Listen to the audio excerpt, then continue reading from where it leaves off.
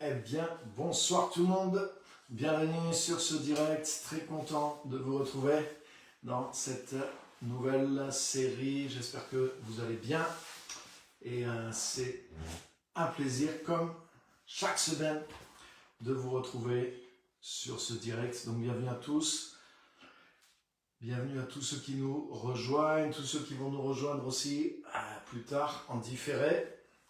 Donc merci à tous d'être là et c'est vraiment un plaisir de se retrouver. Donc on est sur une nouvelle série depuis 2 semaines et donc c'est l'épisode 3 aujourd'hui et on va voir de très belles choses ensemble.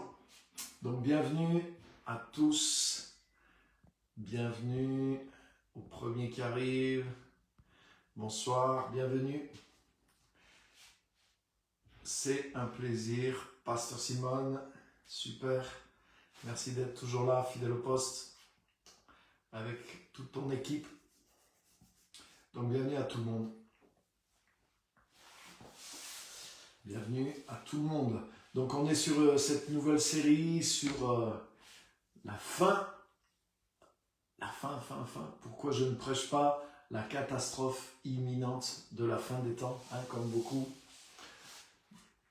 Il y a les mauvaises nouvelles font plus d'argent que les bonnes nouvelles. Vous avez remarqué, dans les journaux, il n'y a pas de journaux de bonnes nouvelles. Et j'ai lu une histoire que il y a des journalistes qui ont essayé, ils ont dit mais c'est vrai, si on faisait un journal avec des bonnes nouvelles, et ils ont fait un journal, ils ont essayé de faire un journal avec des bonnes nouvelles, et malheureusement, ça ne se vendait pas. Et en fait, les mauvaises nouvelles se vendent mieux que les bonnes nouvelles. Parce que, voilà, le drame, il s'est passé ça, les faits divers. Vous voyez l'impact des faits divers. Bien sûr, c'est des histoires sans minimiser, mais c'est des histoires qui touchent des fois une personne. Mais vous voyez, ces faits divers-là deviennent des choses qui prennent toute une ampleur et dans l'imaginaire des gens et dans les émotions, etc. Donc ça touche. Et il y a quelque chose un peu de cet ordre aussi qui se passe malheureusement avec l'évangile, avec le message de la fin des temps, où il y a quelque chose qui est malheureusement un peu vendeur. Il y a des sujets qui sont plus vendeurs que d'autres. Et donc il y a ce côté alarmiste, ce côté dramatique, ce côté catastrophique du message, c'est l'apocalypse, dans le sens c'est la catastrophe, mais apocalypse veut dire révélation, et je pense qu'on va en parler aussi dans cette série, mais aujourd'hui, en tout cas, l'épisode d'aujourd'hui c'est dans quel temps êtes-vous, dans quel temps sommes-nous, et ça c'est une question clé justement de ce thème, et c'est une des raisons pour laquelle je ne prêche pas la catastrophe imminente de la fin des temps, parce que je sais dans quel temps je suis. Et c'est ce que je voudrais vous partager ce soir. Donc, bienvenue à tous. Pasteur Gilles, tu as pu venir finalement en direct depuis la Guyane française. Bienvenue. Super. Christiane, Geneviève, Chantal, bienvenue à tous. Donc, merci d'être là. Vous pouvez partager aussi, ça va inviter les autres qui vont nous rejoindre sur le direct. Et on va avancer directement dans le thème. Donc, dans quel temps êtes-vous? Dans quel temps est-ce que nous sommes? Alors, attendez. Ouais.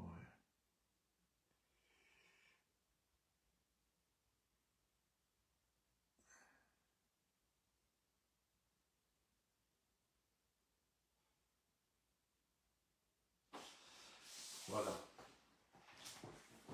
Donc le temps dans lequel on est-ce que c'est le temps de la catastrophe? Est-ce que c'est le temps de l'apocalypse?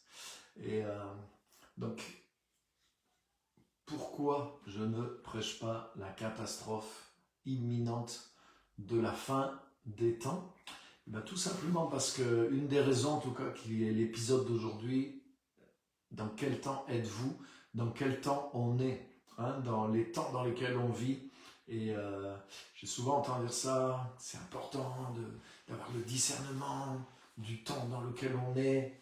Et ça fait bien, ça fait sage, ça fait très prophétique, mais ce que je voudrais nous montrer, c'est que avant de discerner le temps, entre guillemets, prophétique dans lequel on est, il faudrait qu'on discerne le temps biblique dans lequel on est.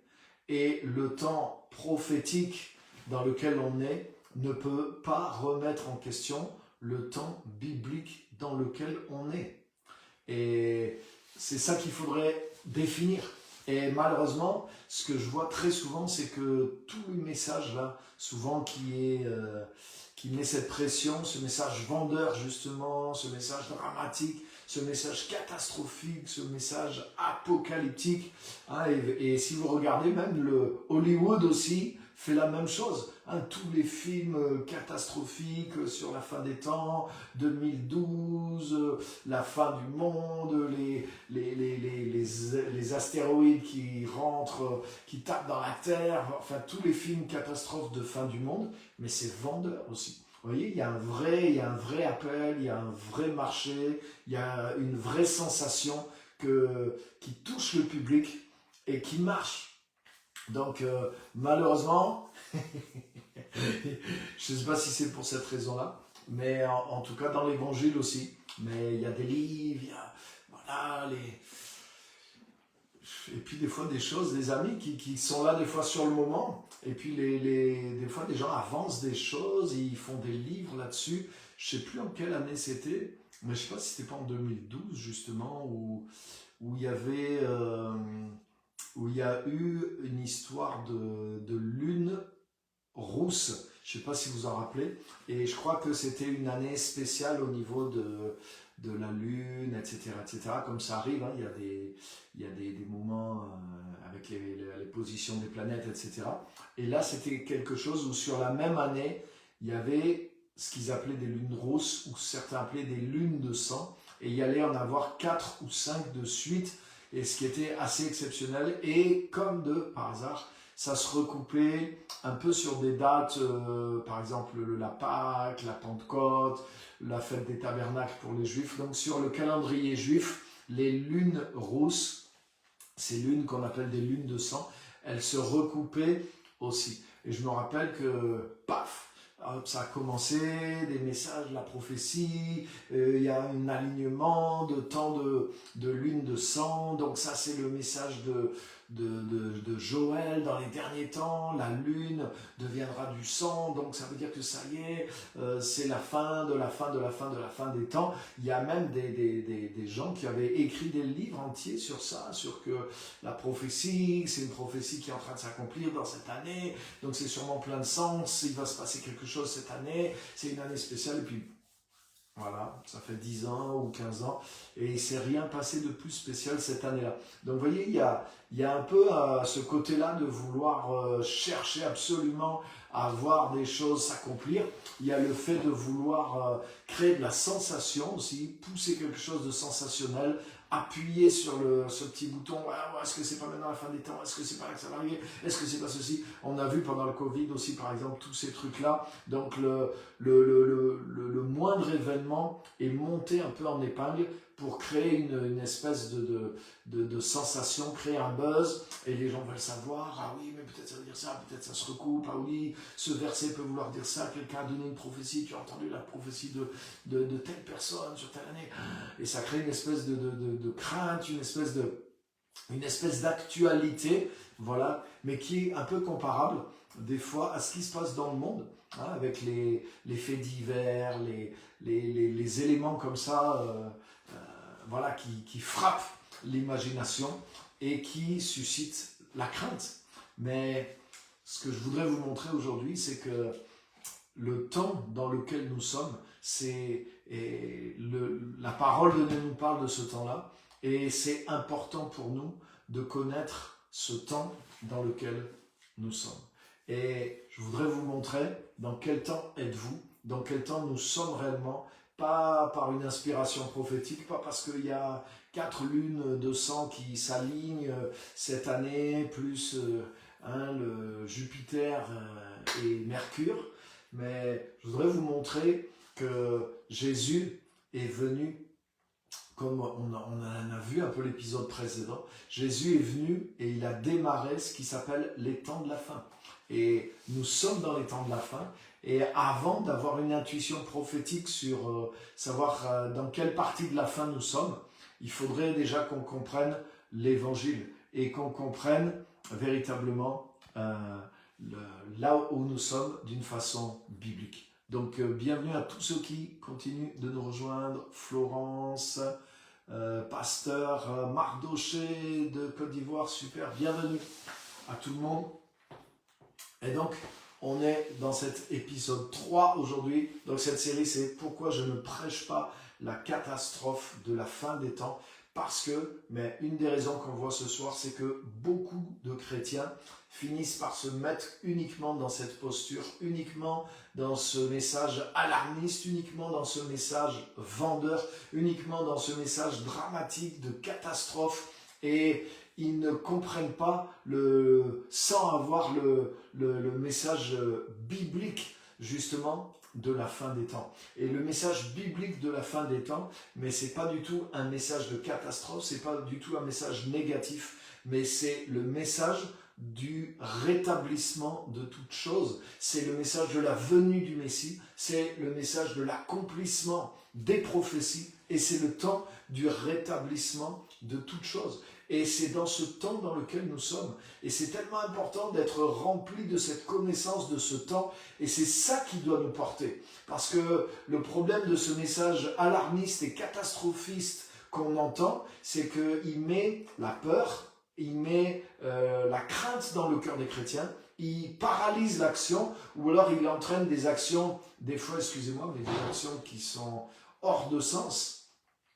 Faire des provisions, exactement la même réponse de, excusez-moi, mais de bêtises qu'on a eu par exemple quand il y a eu la crise avec le Covid. Vous vous en rappelez, il y a des gens qui se battaient dans les supermarchés pour des rouleaux de papier WC en France. Donc, ça fait pas...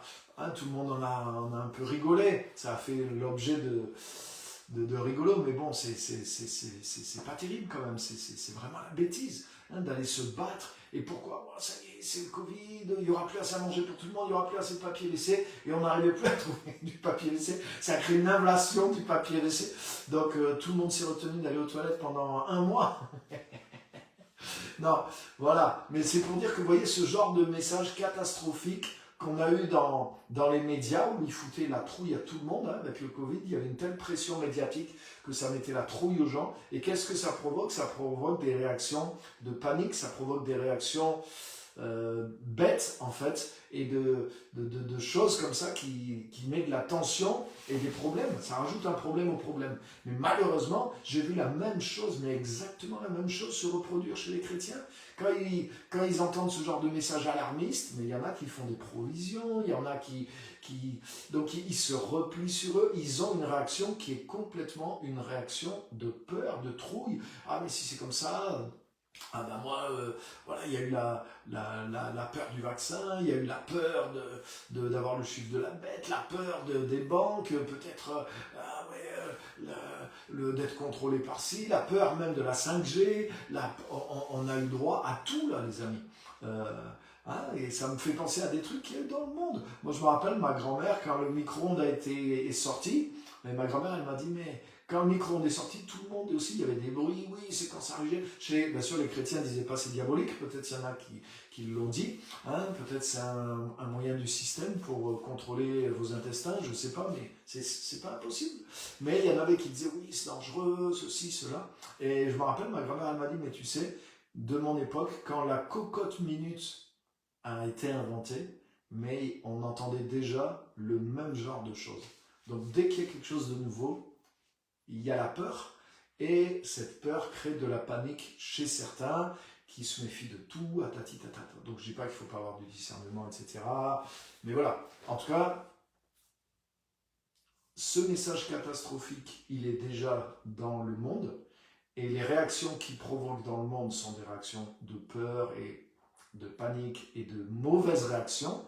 On peut dire, bon, ok, c'est le monde, mais malheureusement, le même message, mais en version chrétienne, voilà, c'est l'Apocalypse, c'est la fin du temps, c'est l'Antichrist qui arrive, mais produit le même genre de réaction chez les chrétiens. La peur, la panique, faire des provisions, partir vivre en autarcie à la campagne. Je connais des gens qui l'ont réellement fait, littéralement, depuis des années, parce qu'ils étaient persuadés que ça y est, c'était on était rentré dans la fin des temps. Donc, tout ça, les amis, c'est parce qu'il y a un manque de connaissance de ce que dit la parole de Dieu déjà sur la fin des temps. Et justement, ce qui doit nous faire agir justement dans le bon message de la fin des temps, c'est impossible que ça produise la peur, que ça produise la confusion, que ça produise le repli sur soi, que ça produise une démission ou que ça produise un zèle qui soit forcé, hein, un zèle qui soit forcé par la peur du jugement, la peur de comparaître bientôt, la peur de ne pas être enlevé, la peur de ceci. Vous voyez, tout ce fruit-là n'est pas le fruit de l'Esprit de Dieu en nous, et il n'est pas du tout le résultat non plus de la vision biblique de ce que c'est les temps de la fin. Donc, dans quel temps êtes-vous? Dans quel temps nous sommes? Mais je voudrais vous dire, nous sommes dans les temps de la fin, et les temps de la fin dont la Bible parle, mais c'est un temps d'accomplissement des prophéties, c'est un temps, au contraire, où le Seigneur rétablit les choses qui ont été longuement endommagées depuis Adam et Ève. Donc le temps de la fin, c'est un temps favorable et c'est un temps plutôt d'expansion, de croissance, de développement des choses de Dieu, de développement du royaume de Dieu, etc. etc. Donc c'est en ayant cette confiance, cette base à l'intérieur de nous que nous allons pouvoir avancer. Et c'est ça qui nous positionne pour la fin des temps. Donc on va lire quelques passages bibliques aujourd'hui dans ce sens-là, et vous allez voir que ce n'est pas du tout un message qui va vous faire peur, un message qui va vous faire replier dans votre coquille, et un message qui va vous faire aller faire des courses au supermarché. Donc, on va lire ensemble, et on va lire un texte dans Actes, chapitre 1er. Regardez avec moi, dans Actes, chapitre 1er, et au verset 1er, Actes des Apôtres, chapitre 1er et verset 1er. Tout début des Actes. Donc il est dit ceci: Cher Théophile, j'ai parlé dans mon premier livre de tout ce que Jésus, écoute, chaque mot compte. J'ai parlé dans mon premier livre, donc c'est Luc, donc il parle de son évangile, l'évangile de Luc, c'est Luc qui est l'auteur des Actes. Cher Théophile, j'ai parlé dans mon premier livre de tout ce que Jésus a commencé de faire et d'enseigner, jusqu'au jour où il fut enlevé après avoir donné ses ordres par l'Esprit Saint aux apôtres qu'il avait choisis. Donc, Jésus avait commencé de faire et d'enseigner dans l'évangile, dans les évangiles, donc du temps de son vivant physique sur terre. Mais le sous-entendu, c'est que voilà maintenant dans ce second livre, le livre des Actes, qui continue jusqu'à aujourd'hui en réalité. Mais voilà ce que Jésus continue de faire et d'enseigner. Donc, waouh!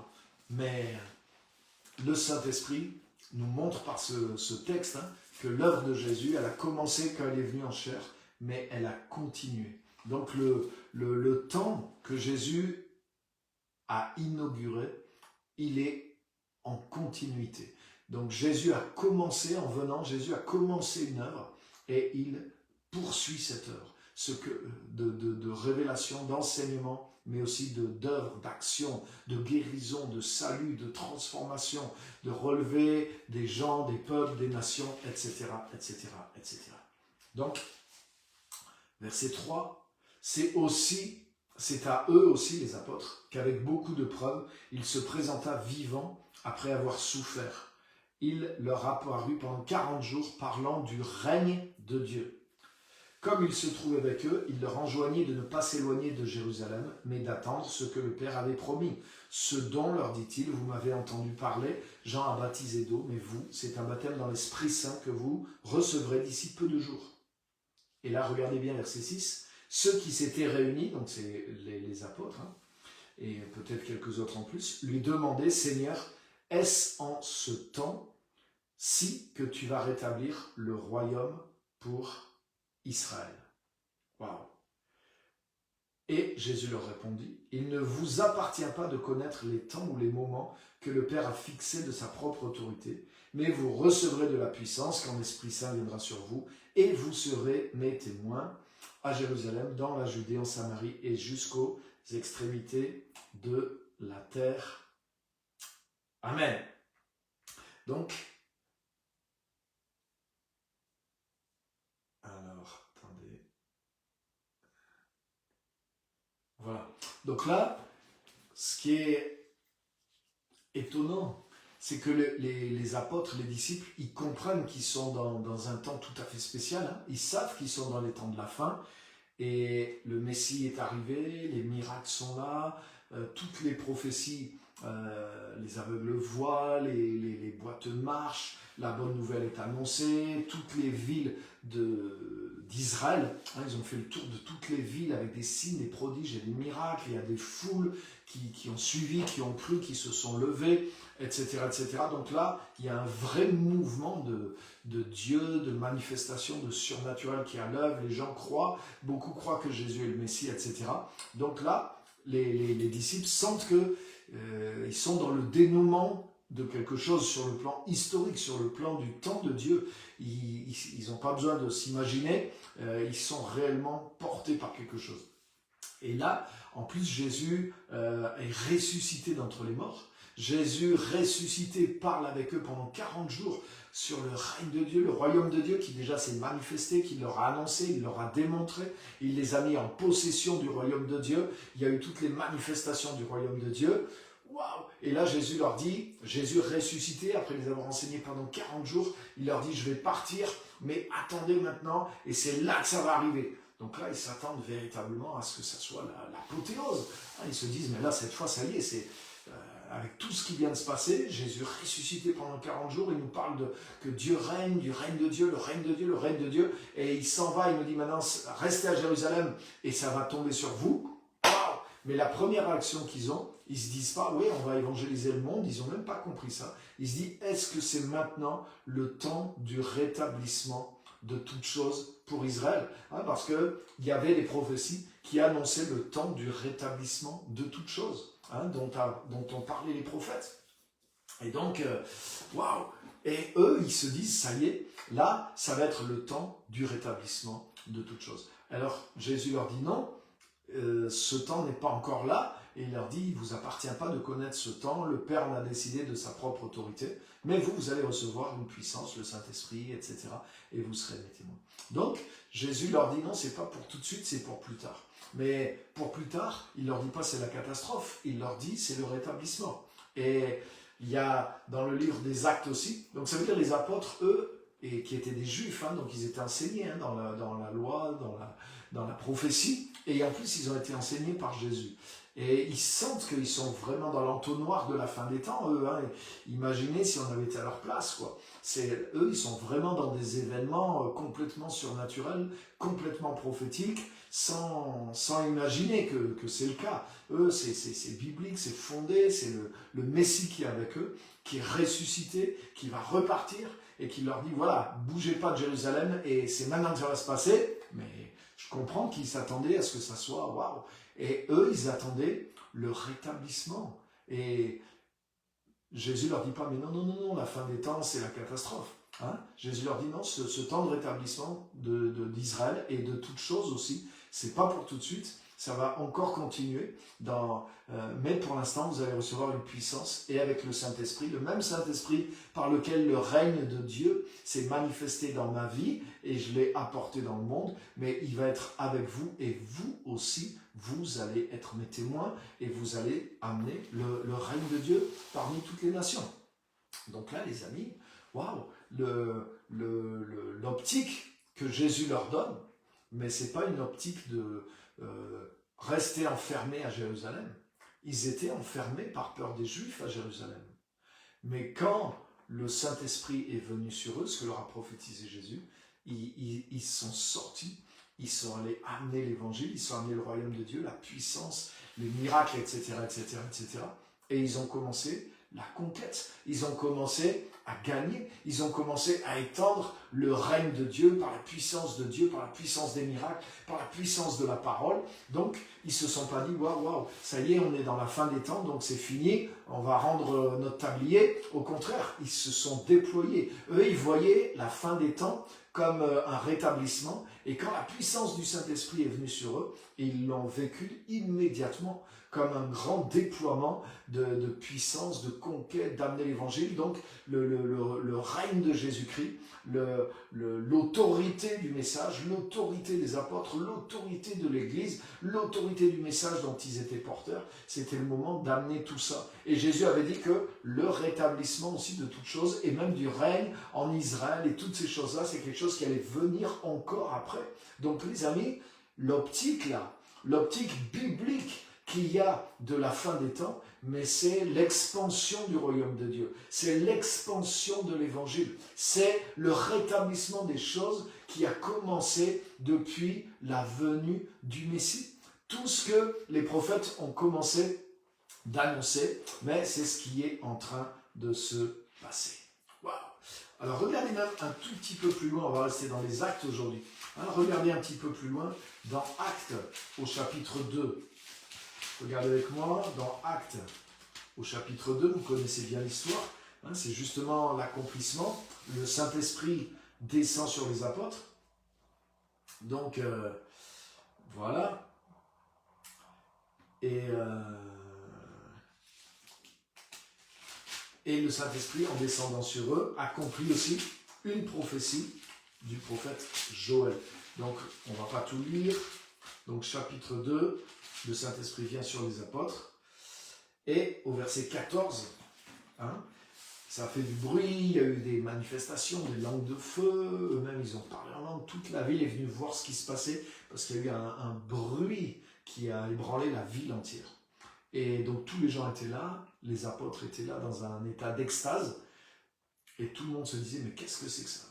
Et Pierre, verset 4, debout avec les 14, pardon, alors Pierre, debout avec les 11, éleva la voix et énonça ce qui suit à leur adresse. Hommes de Judée, et vous tous qui habitez Jérusalem, prêtez l'oreille à mes paroles, sachez-le, ces gens ne sont pas ivres comme vous le supposez, car ce n'est que la 3e heure du jour, mais c'est ici ce qui a été dit par le prophète Joël. Écoutez bien, dans les derniers jours, dit Dieu, je répandrai de mon esprit sur tous. Vos fils et vos filles parleront en prophètes, vos jeunes gens auront des visions et vos vieillards auront des rêves.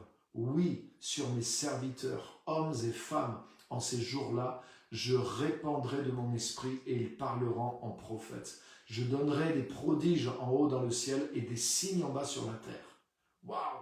Du sang, du feu et une vapeur de fumée. Le soleil se changera en ténèbres et la lune en sang avant que vienne le jour du Seigneur, ce jour grand et magnifique. Alors quiconque invoquera le nom du Seigneur sera sauvé. Donc là, ce n'est pas une prophétie qui ne parle pas de la fin des temps, mais c'est une prophétie qui parle de la fin des temps. Les amis, dans les derniers jours, dit Dieu, je répandrai de mon esprit, nanana, et ça se termine avant que vienne le jour du Seigneur, ce jour grand et magnifique.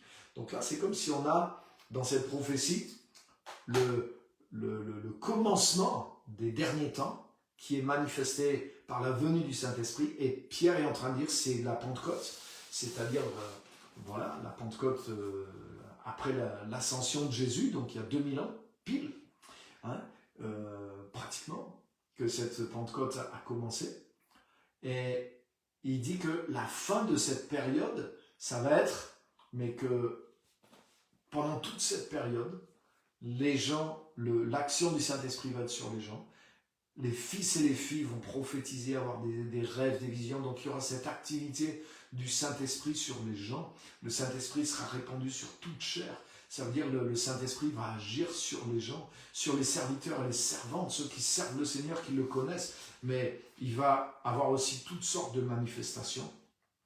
Voilà, ils parleront en prophète, il y aura des signes, des prodiges, hein, la colonne de fumée, le feu, ça représente la présence de Dieu dans l'Ancien Testament. Hein, il y avait du feu la nuit et une colonne de fumée le jour, hein, des signes, etc. Le sang de Jésus, le message.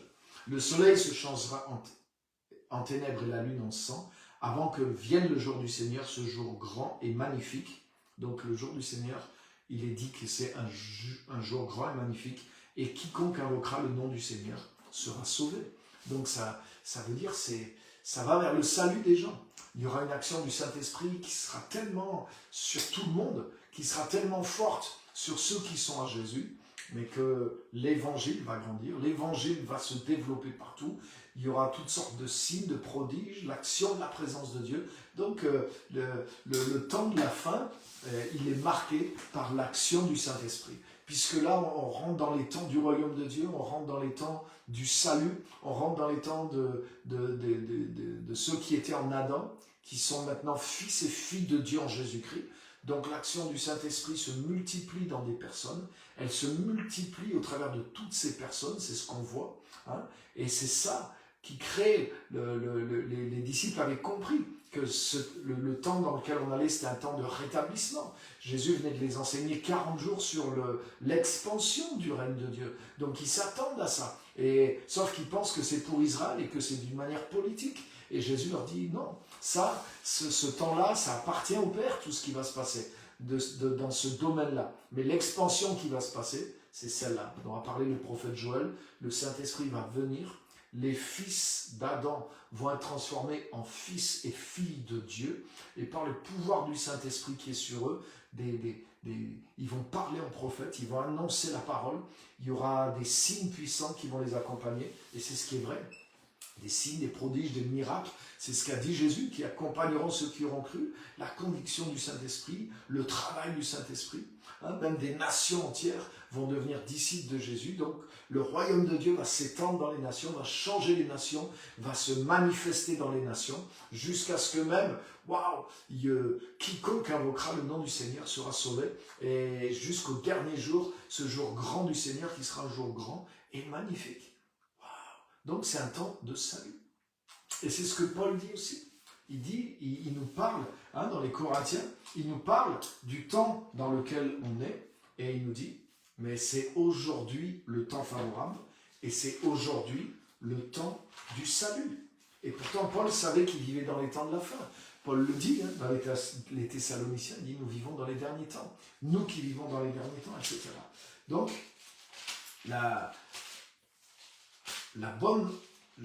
ce qui nous positionne de la bonne façon, c'est de comprendre, avant de comprendre déjà, oui, et c'est vrai qu'il peut y avoir, et certainement, il y a des passages aussi, hein, où Jésus a annoncé qu'il y aura des événements difficiles qui vont arriver sur le monde, hein, d'un point de vue écologique, d'un point de vue économique, etc., etc.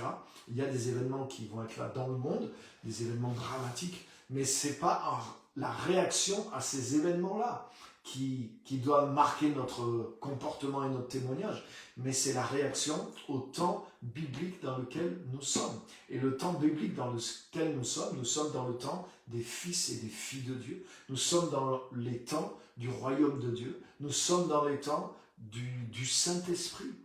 Wow. Nous sommes dans les temps du Saint-Esprit. Dans les derniers temps, dit Dieu, je répandrai de mon esprit sur toute chair. Donc c'est à ça qu'on doit s'attendre. On doit s'attendre à être de plus en plus saisi, de plus en plus en adéquation, de plus en plus conscient du Saint-Esprit, de plus en plus bon dans l'usage des dons, dans la puissance, de plus en plus audacieux dans la foi, dans prier pour les gens, d'amener les gens à Jésus, au lieu de le voir comme quelque chose de compliqué, mais voyons-le comme quelque chose de simple et proposons-le facilement aux gens. Comme Jésus a dit, vous avez reçu gratuitement, donnez gratuitement. Mais plus, vous savez les amis, ce que j'ai compris aussi, c'est que plus l'évangile devient compliqué pour nous, mais plus ça devient difficile de l'annoncer aux gens. Parce que rappelle-toi, les premiers jours, comme dit l'apôtre, les premiers jours où tu as été éclairé, hein, comme il dit dans l'Épître aux Hébreux, mais même personne t'a dit qu'il fallait témoigner, même personne t'a dit comment il fallait témoigner ou parler de Jésus aux autres, mais ça sortait librement de toi. Pourquoi? Parce que tu étais tellement dans la joie, tellement dans la grâce de ce que tu vivais, tellement porté par l'expérience que tu ne pouvais pas ne pas en parler aux autres. Et aujourd'hui, avec tous les cours, les formations, les impositions des mains que tu as reçues pour pouvoir témoigner, comment ça se fait que ça a du mal à sortir? Alors que tu connais la Bible, que tu connais plein de choses. Mais tu sais quoi? C'est que des fois, l'évangile, tel qu'on a continué de le vivre, il nous a compliqué la vie, parce qu'au lieu de vivre un évangile de grâce, on a commencé à vivre un évangile de loi, de condamnation, de mérite, qui n'est plus gratuit. Et comme Jésus dit, vous avez reçu gratuitement, donnez gratuitement. Mais tout ce que tu reçois gratuitement, c'est facile de le donner gratuitement. Et quand j'ai du mal à le donner, mais ça veut dire que peut-être j'ai du mal à le recevoir. Donc peut-être une des choses à revoir, c'est dans quel évangile je suis rentré.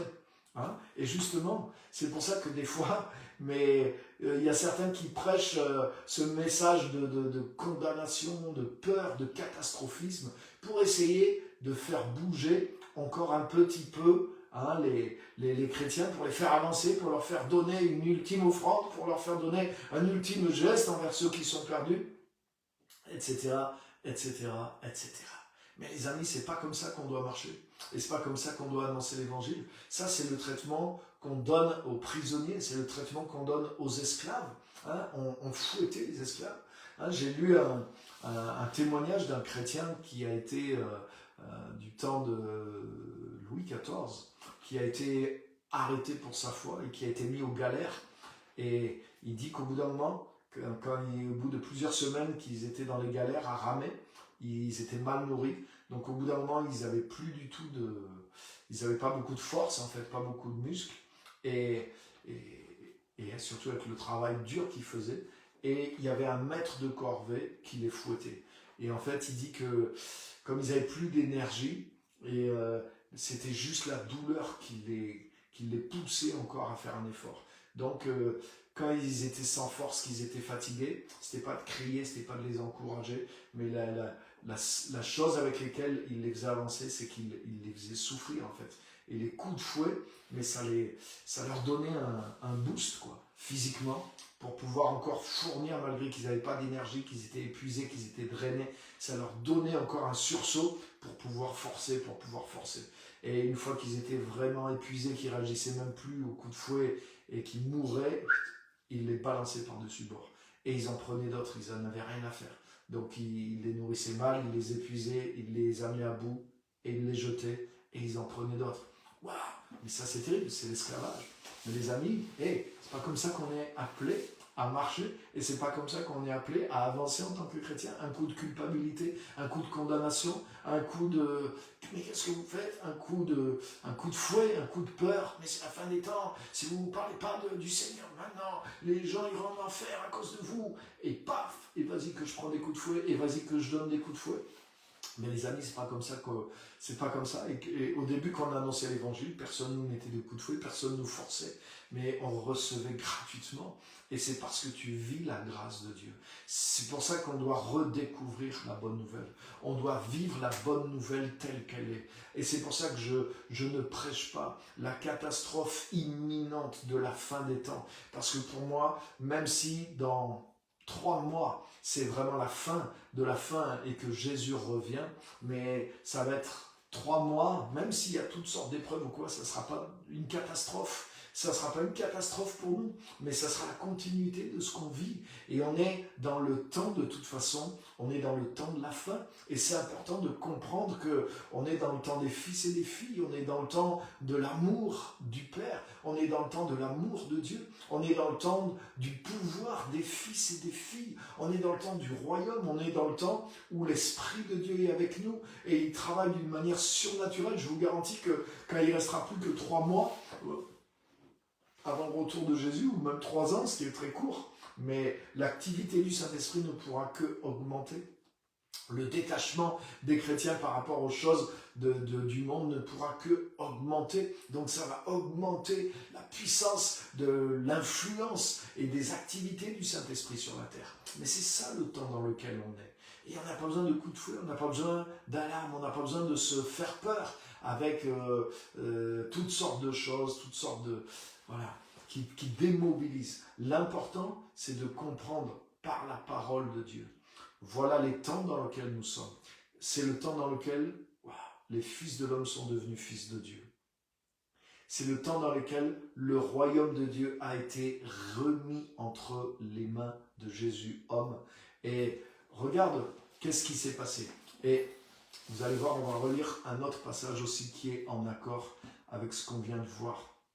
Vous avez vu, acte 1, acte 2, le Saint-Esprit, qui jusqu'au dernier jour du Seigneur, pour qu'une multitude soit sauvée, va agir par toutes sortes de signes, de prodiges, et d'une manière particulière sur ses serviteurs et ses servantes, même les enfants qui vont prophétiser. Donc voilà le temps dans lequel on est. On est dans le temps où l'autorité est revenue entre nos mains, où la bonne nouvelle, la vraie bonne nouvelle est entre nos mains. Et vous allez voir que si on la reçoit gratuitement, on va la donner gratuitement. Et au lieu, si c'est pas compliqué pour moi, mais je le rendrai facile pour les autres. Et c'est pas compliqué. Et je vous garantis, les gens veulent Jésus.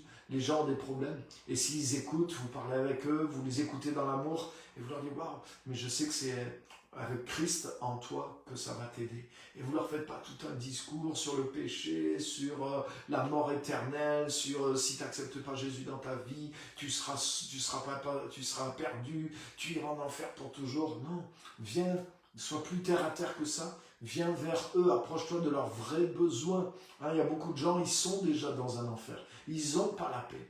Et amène-les simplement, mais waouh, c'est avec Jésus dans ta vie tout de suite, mais ta vie va changer. Tu vas le connaître et tu vas voir, il est merveilleux, il est le sauveur. Est-ce que tu voudrais qu'il vienne dans ta vie? Mais tu verras que les gens vont dire oui. Eh bien, demande-lui, ouvre-lui ton cœur, prie juste avec la personne, aide la personne et prie pour elle. Et que le Saint-Esprit craque, scelle ce moment pour la personne. Et tu vas voir que régulièrement, des gens vont venir facilement. C'est comme si des gens ont faim, mais tu n'as pas besoin de leur faire un menu à 5 étoiles ou de dire waouh, là, cette personne n'a pas mangé depuis tant, il faudrait que j'ai au moins 100 € pour pouvoir la nourrir, mais comme je ne les ai pas, c'est trop compliqué, alors du coup, je ne fais rien. Non. Partage donne-lui un sandwich, donne-lui ce que tu as à la maison, quelqu'un qui a faim, et ça va marcher. Mais l'évangile, c'est la même chose. Donne ce que tu as. Partage ce que tu as avec la personne. Prie pour elle, prie pour ses besoins. Et bénis-la, aime-la, rends-lui service. Parle-lui simplement de Jésus. Fais-lui, dis-lui de faire la prière pour recevoir Jésus. Conduis-la à Jésus maintenant et tu vas voir le nombre de gens qui veulent venir à Jésus. Mais si je ne reçois pas gratuitement, j'ai du mal à donner gratuitement. Donc je commence à prêcher un évangile avec beaucoup de conditions. Il faut d'abord que tu fasses ceci, il faut d'abord que tu fasses cela. Ah oui, mais chez toi, il y a des statues de la Vierge, alors ça ne va pas. Ah oui, mais là, dans ta vie passée, il y a eu ça. Ah oui, mais toi, tu es musulman, donc tu ne peux pas recevoir Jésus. Tu vois, c'est nous-mêmes, nous compliquons les choses, nous voyons les choses compliquées, donc nous rendons pas accessibles. Mais Jésus dit, vous avez reçu gratuitement, donnez gratuitement. Donc plus tu comprends la grâce, plus tu comprends l'amour de Dieu, plus tu comprends ce qu'on vient de lire. Dans les derniers temps, le Saint-Esprit est répandu sur toute chair. Donc il est là, il est sur les gens, il est sur tes voisins, les gens avec qui tu témoignes, tu te poses 10 000 questions, mais le Saint-Esprit est sur eux pour leur parler. Oublie tout ce qui est compliqué, va vers quelque chose de simple, de direct, partage ton pain avec celui qui a faim, prie avec les gens, ne te pose pas 10 000 questions, oui mais qu'est-ce qu'il va penser si je fais ça, ne pense pas à leur place, mais partage simplement les choses. Et fais-le avec le cœur, fais-le spontanément, fais-le avec l'amour, fais-le tout simplement, fais-le brièvement. Sois pas un pasteur, sois pas un théologien quand tu prêches ton évangile. Oublie toutes tes méthodes et donne ton pain à celui qui a faim. Tu as reçu gratuitement, donne gratuitement. Et le Saint-Esprit, il est là, il veut agir, il va révéler des choses, il va toucher les gens. N'essaie pas de leur donner tout ce que tu as compris en 10 ans, essaie pas de leur donner ça en 2 heures, mais donne-leur un petit peu qui va les toucher et reviens voir d'ici quelques jours comment le Saint-Esprit agit. et donne ce qu'ils sont capables de pouvoir porter. Réponds à leurs questions, ne leur crée pas des problèmes. Ah oui, mais attends, maintenant que tu deviens Jésus, tu vas voir, le diable va t'attaquer. Donc là, il faut que tu t'attendes à ça. Ah oui, et puis fais gaffe, tu verras dans ta famille, les gens vont être contre toi. Mais tu es là pour prêcher la bonne nouvelle. Des fois, on veut tellement dire, tellement raconter toutes sortes de choses, on dit des âneries aux gens et on les décourage. Tu as reçu gratuitement, donne gratuitement. Sois plein d'amour, sois plein de bon sens, sois sobre, sois simple et touche les gens. Dans les derniers temps, le Saint-Esprit agit sur les gens et il agit par toi parce que tu fais partie des serviteurs et des servantes. Donc tu vas parler de la part de Dieu en prophète et il y aura des signes qui vont t'accompagner. C'est ça, les temps dans lesquels tu es. Donc agis à partir de ce temps-là. Alléluia. Et je voudrais vous montrer donc un autre passage qui est en relation avec celui-là, qui est bien connu aussi, mais je voudrais vous montrer quelque chose de moins connu dans ce passage bien connu. Donc c'est Matthieu 28 et versets 18 à 20.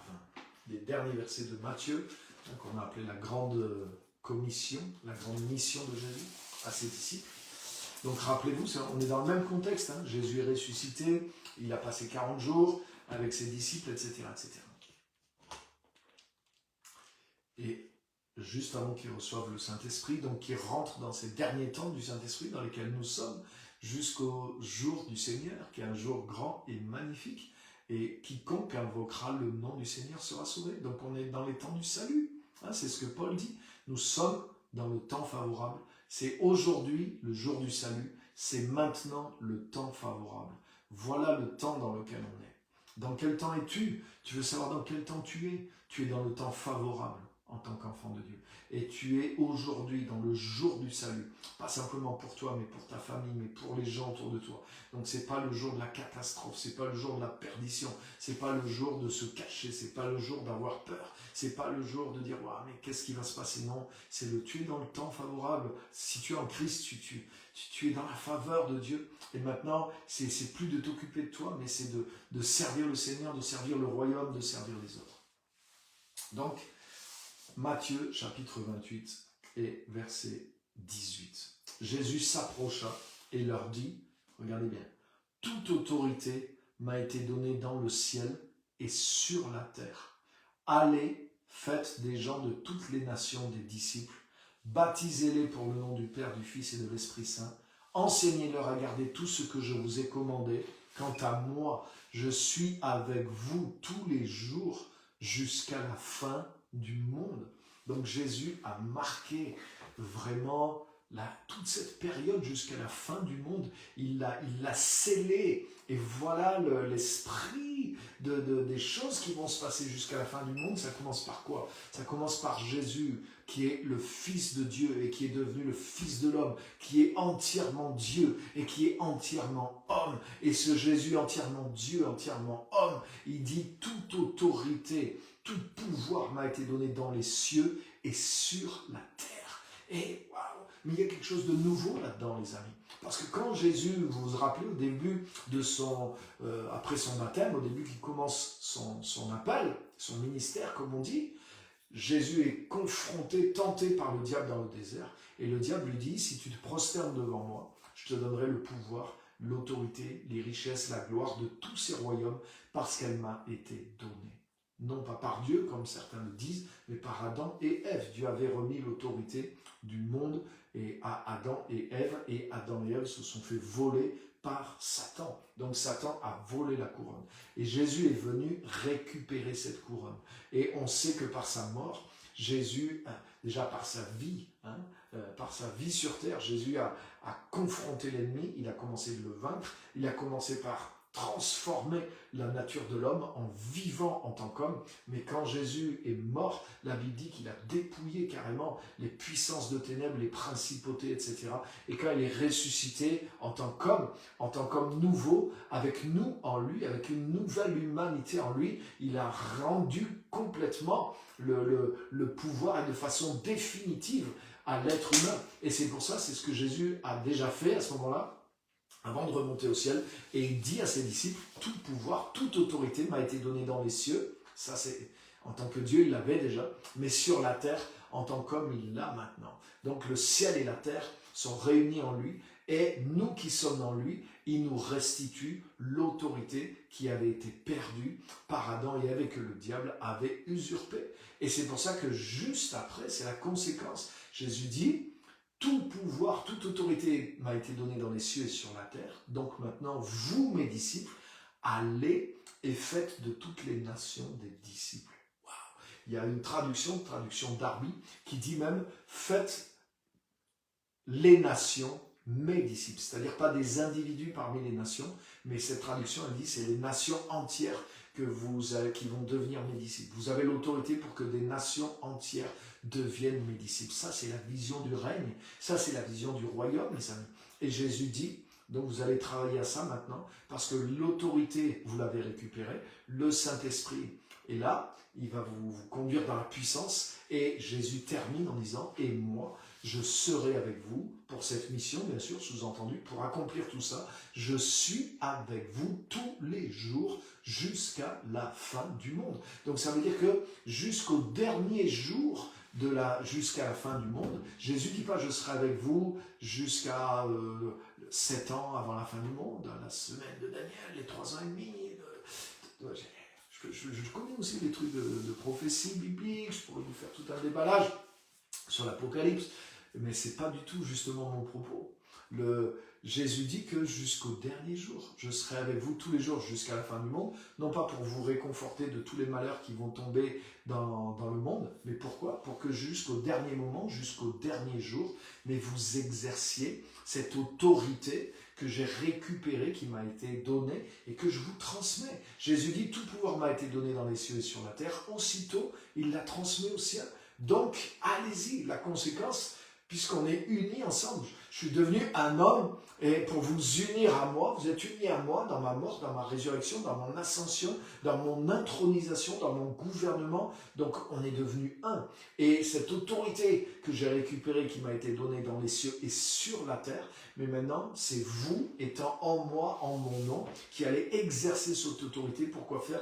Pour faire des nations mes disciples. Autrement dit, vous allez remettre sous l'autorité du gouvernement de Dieu les nations. Et vous avez l'autorité pour ça. Vous êtes les agents de mon autorité. Donc, allez dans le monde entier et exercez cette influence, exercez cette autorité, étendez le règne de Dieu. Et moi, je travaillerai avec vous à cela tous les jours jusqu'au dernier jour qui existera avant la fin. Donc là, Jésus a donné le ton à toute la période, là, depuis ce moment où il a dit ça, jusqu'au dernier jour, voilà le temps dans lequel vous êtes, voilà le temps dans lequel nous sommes, et voilà ce qu'il nous faut faire pendant le temps dans lequel nous sommes. Et il n'y a pas un autre temps qui peut renverser ce temps-là. C'est le temps de la fin, c'est un temps qui est favorable, c'est le temps du salut, c'est le temps où nous avons récupéré l'autorité, c'est le temps du royaume de Dieu. Donc c'est un temps dans lequel nous grandissons, c'est le temps où le Saint-Esprit valide tout ça,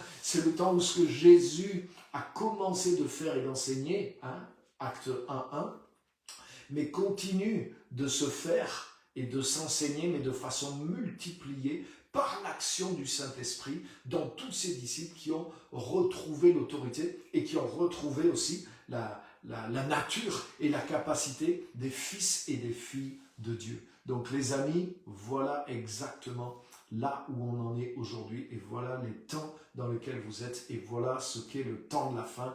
Et vous voyez, ce message-là n'amène pas du tout la même réaction que si je vous avais prêché le message de la catastrophe imminente de la fin des temps.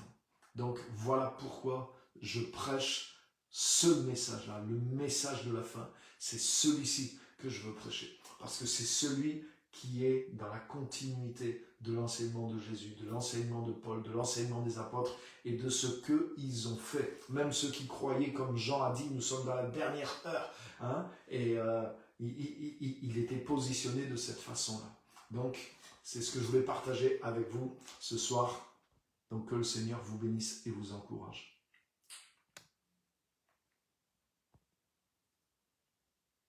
Ok, donc je regarde s'il y a des commentaires ou des choses.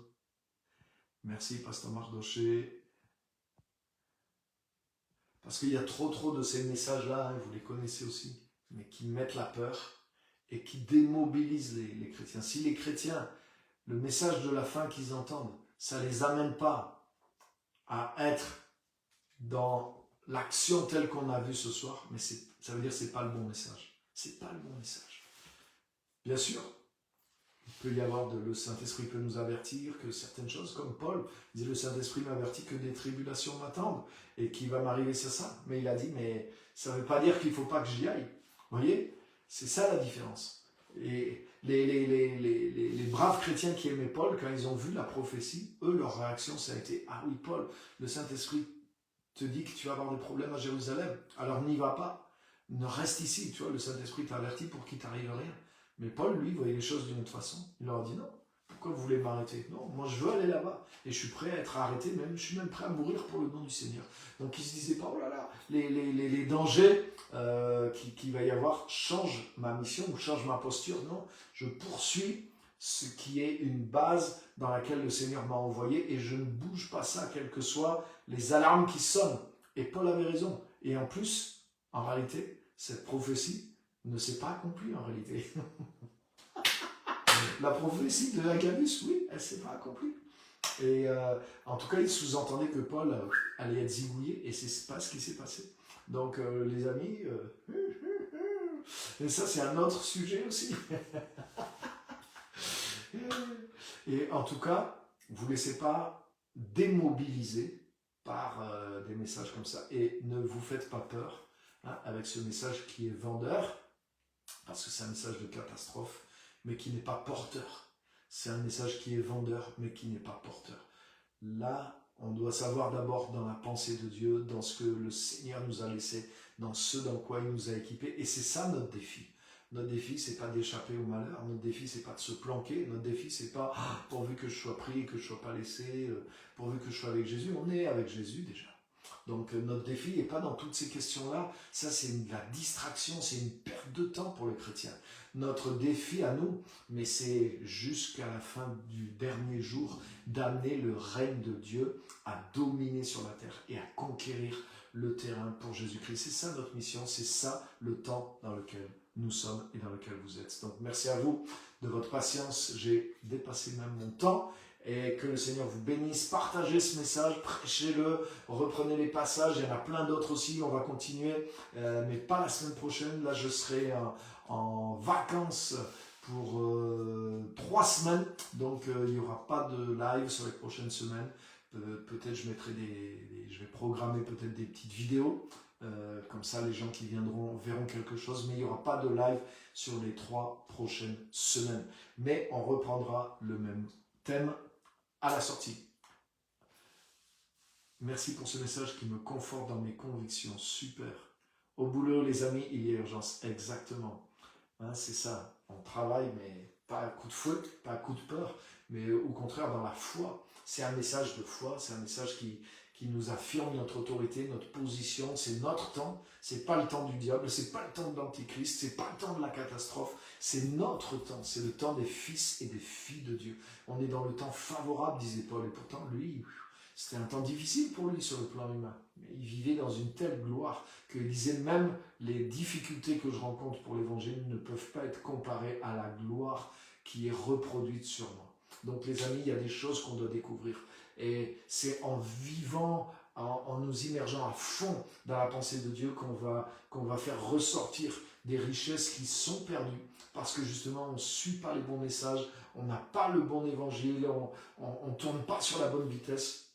Et on a des choses, mais il y a des choses qui nous manquent. Je pense que justement, on est en train de redécouvrir de plus en plus toutes les richesses. Et là, c'est ce qui va nous permettre de porter beaucoup de fruits et d'être bien positionnés pour cette grande moisson de la fin des temps dans laquelle nous sommes. Donc, merci à tous de votre fidélité, que Dieu vous bénisse. Et rendez-vous après le 10 août pour l'épisode 4. Merci, bye.